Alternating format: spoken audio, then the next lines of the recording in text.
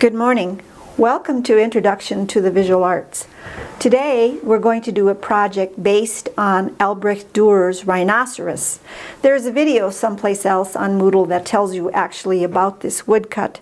But just to recap a little bit, this is an imaginary rhinoceros that Albrecht Dürer made in about 1515, and it was made in Germany in the German Renaissance style. And I'm going to show you what a wood block would look like.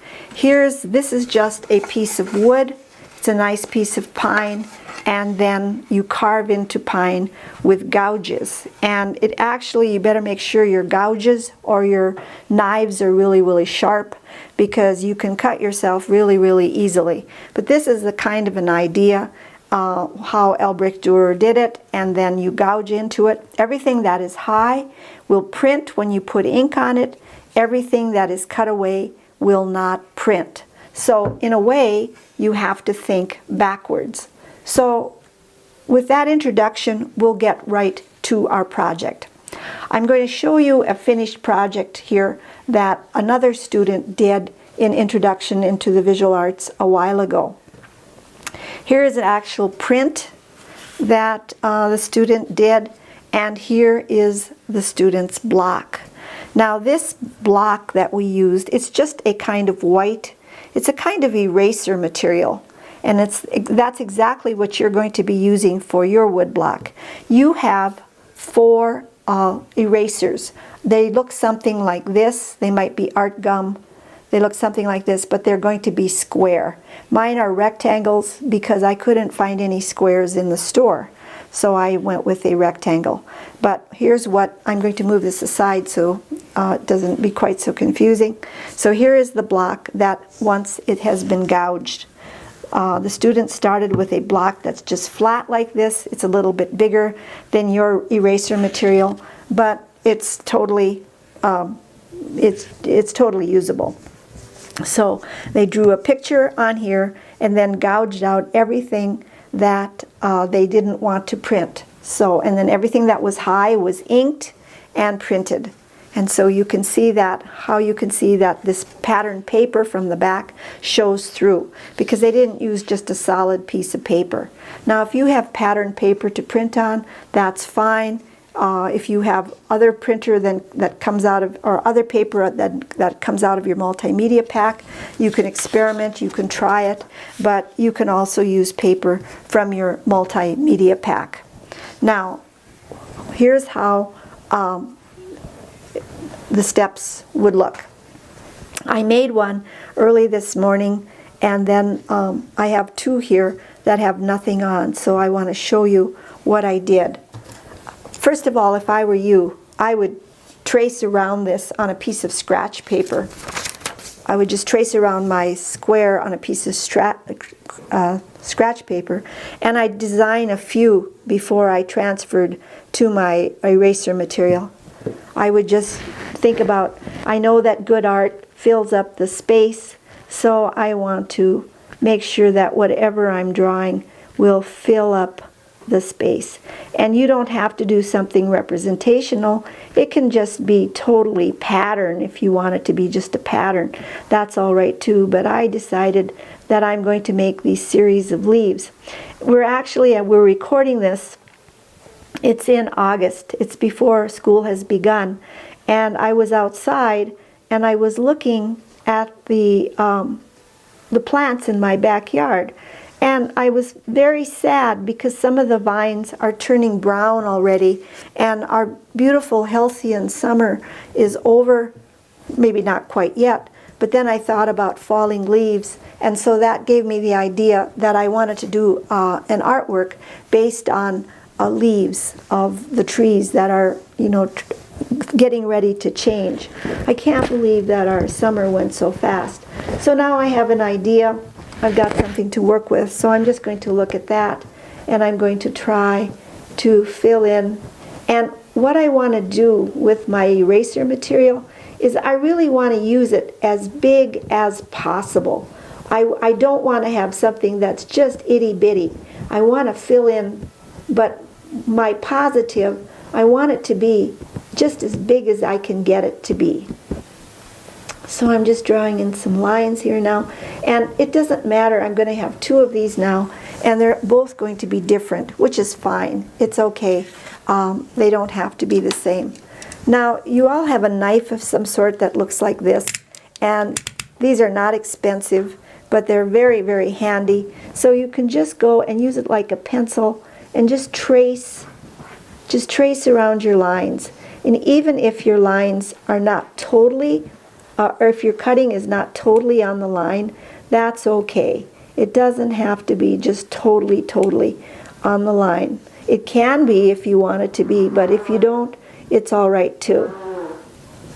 So I'm just tracing around the lines.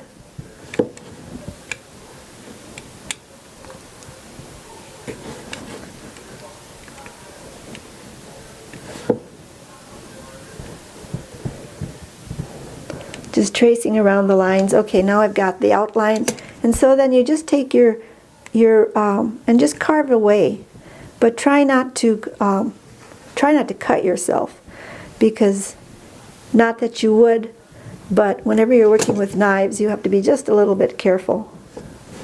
So you don't even have to cut it down that deeply, because anything that's cut away is not going to print, and if it's not deep enough, you can always cut a little bit more away later once you have your original cutout. So just keep going. The stuff is really soft, and that's the beauty of it, is it's very, very soft. It's very easy to cut. And if you don't like what you've done, you can always buy another eraser. They don't cost very much.